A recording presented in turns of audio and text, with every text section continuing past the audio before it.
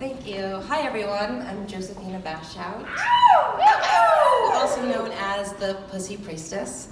Hope you all get comfortable with the word pussy, because I'm very comfortable with the word.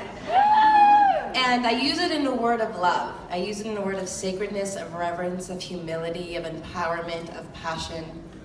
So my journey, like many of the strong women here, also started with abuse. So from a young age, I was birthed into a home where there was a lot of domestic violence and domestic abuse. God bless my mother, she had so much courage to step away from an abusive relationship. Not many women have the courage to do that. From that place, I found myself in a very interesting situation when I was about 6 years old.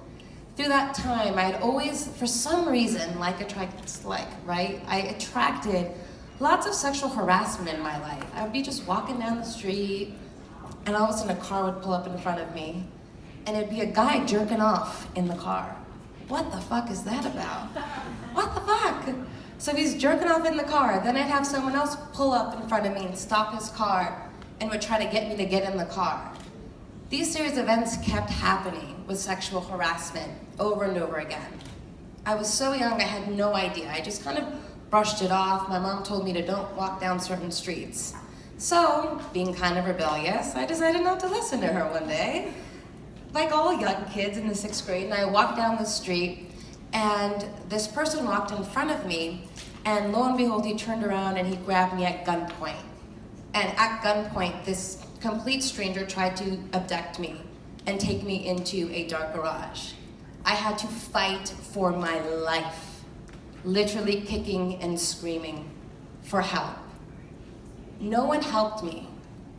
All the cars that passed by, no one stopped. I found my way into a Kentucky Fried Chicken, thank God for KFC at the time, on the corner, and I literally collapsed in the middle of the store asking for help. They called the police, we wrote a report, and they were never found. So not only did I go through sexual harassment, attempt of assault, but then I also found myself, again, like many of the beautiful, strong women here, in a situation of sexual abuse. When I was in the 6th grade, I was violently molested by someone outside of our family, but who was close within the family. And that situation was so traumatic. It was the first time I had been intimate or allowed any type of intimacy into my space. I had no idea what I was doing when I was welcomed into a dark room early at 5:30 in the morning. After that horrific experience that I had gone through, I was then thrown $5 at. Immediately, I associated that traumatic situation with my worth, my worthiness, and my value to $5. My innocence as a child was taken away, and that imprinted into my brain, wow, all of that for $5. So from that place, to say that I struggled with worthiness is a total understatement. I had no idea what my value was. I had no examples of what my value was in my life. And so as I grew up as an adult, not processing these emotions, it manifested into all of my relationships. So I found myself in a majority of relationships where they were super abusive, verbally abusive. I didn't even know at that time that there was such a thing as verbal abuse. You know, coming from a Middle Eastern family, there's like loudness and cursing and, you know, it's very like rambunctious. Then to actually discover that someone cursing at you and saying harsh things to you and negativity is actually considered verbal abuse. I found myself down a very empty, harsh road, going from relationship to relationship, and at some point seeking love in the bottom of a shot glass. I found myself going into every single night scene, party, extravagance, popping bottles, models, the whole shebang, living in LA, as a way to escape the pain, as a way to escape and numb all of the things that I had felt that I did not know how to handle, and yet I didn't want to speak about. I found myself in a really tumultuous relationship in college, when there was literally abuse. We were hitting, we would be screaming, we'd be drunk, we would threaten to drive our cars off of the cliffs and kill ourselves because we loved each other so much. And that's what you do when you love someone and you're in a fight, right? You threaten to kill yourself and drive off the cliff because that's how you can handle it. At least that's how I knew how to handle it at the time. And apparently that's the same way that he knew. I had enough courage to end that relationship and found myself in an even more extreme relationship. I then not only was I don't want to use the word victim, I am not only a survivor of sexual harassment, not only a survivor of sexual abuse, but I found myself now becoming a survivor of deep, intimate relationship abuse. This last relationship that I had been in, which was a catalyst for my growth, my partner not only smashed my face into the ground, he threw me up against the wall until my arm was bloody and bleeding. He took his television and said, "Fuck you, this TV is worth more than you," picked up his big screen TV and walked out the door as he broke my front door.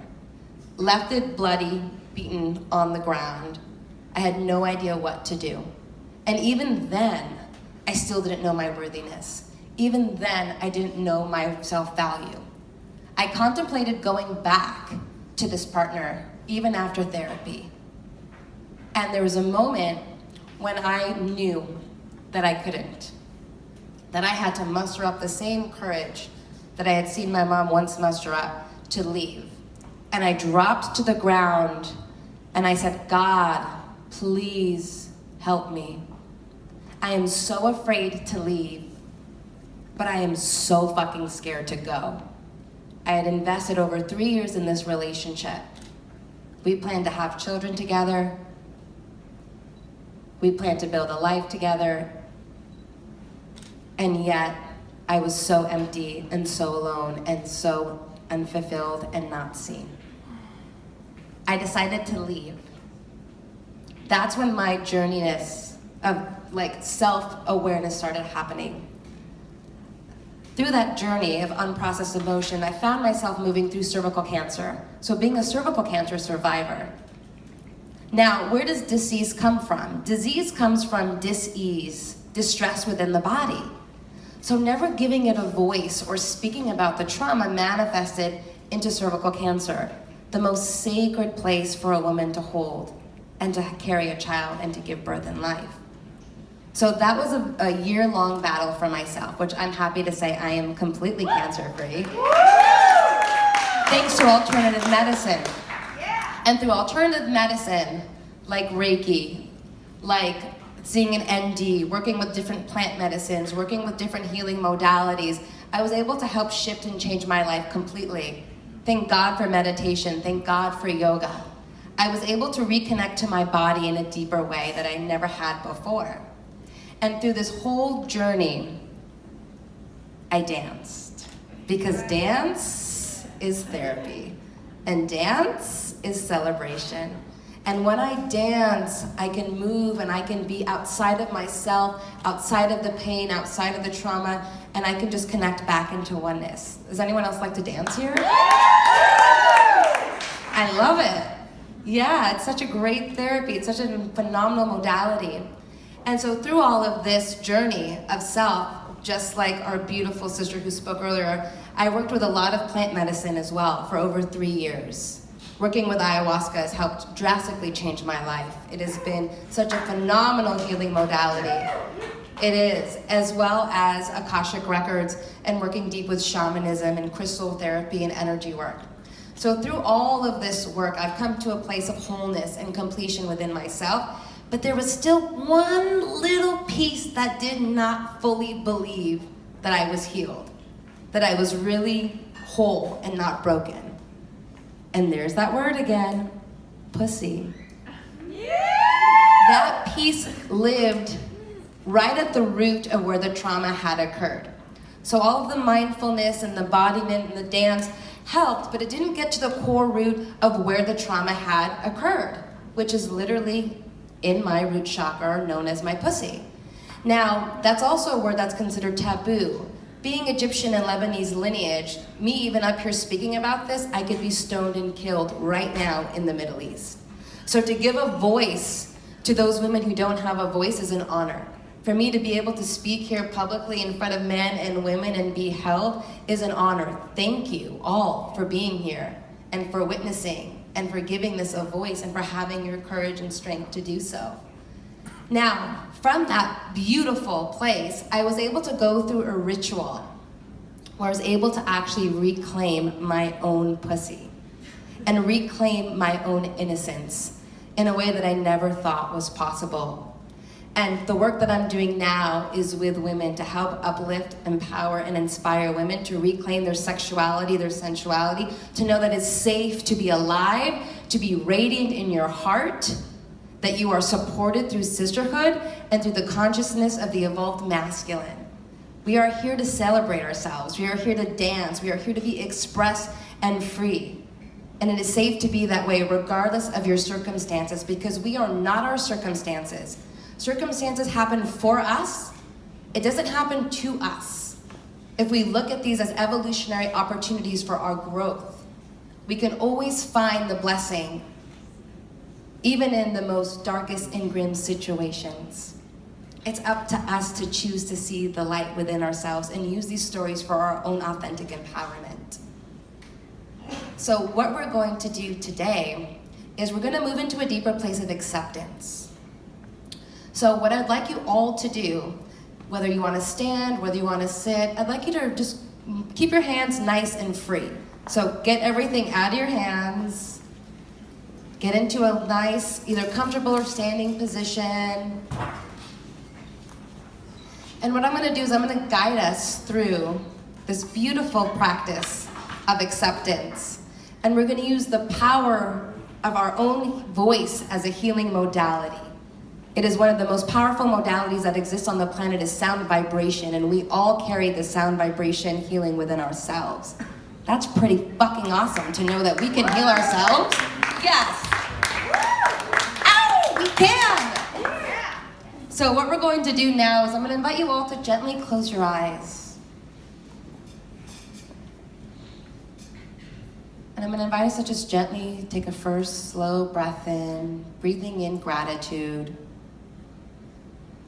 And just exhaling anything that doesn't serve you in this moment. As we take our next breath in,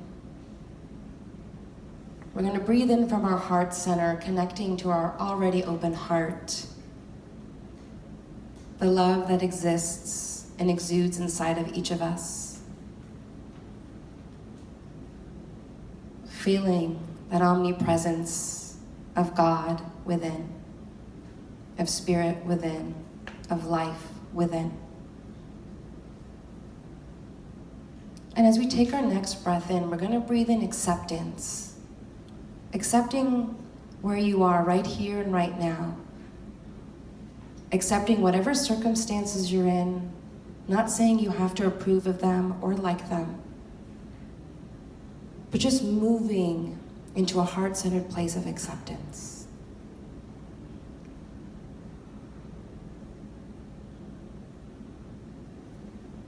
Accepting the present moment. Accepting the love and the support of everyone around you in this room. Accepting of yourself, of where you are.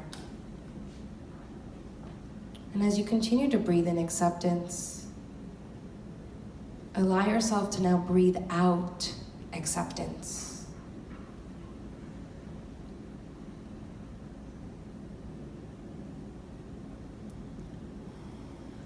And I'm going to guide us now through the 5 warrior syllable seed sounds that has been known for centuries to clear out any obstacles or obstructions that are in our way from feeling that full joy and acceptance. It is the destroyer of obstacles of ego, of upset.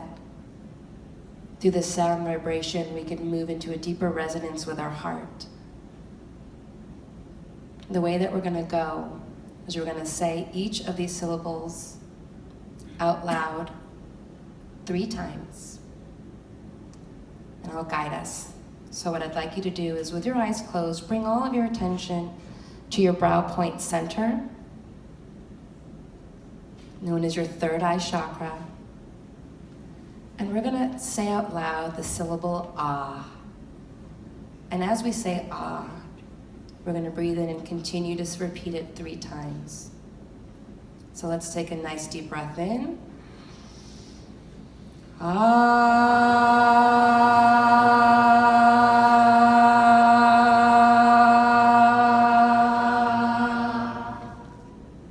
Breathing in.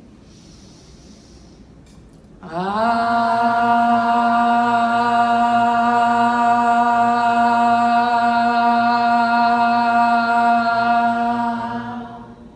One more time. Ah.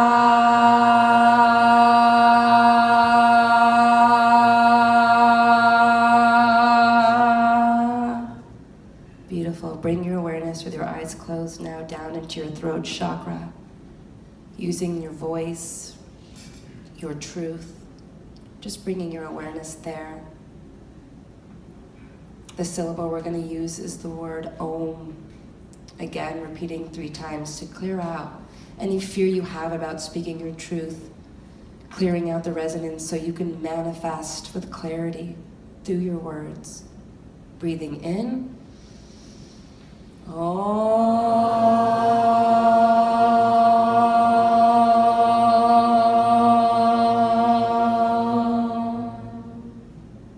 Breathing in. Om.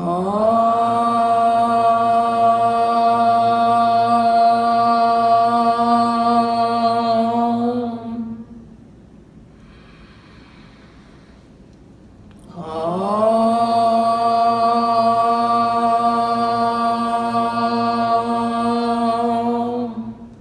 Beautiful. Bring your awareness now down into your heart center. That beautiful place of transformation with the caterpillar theme.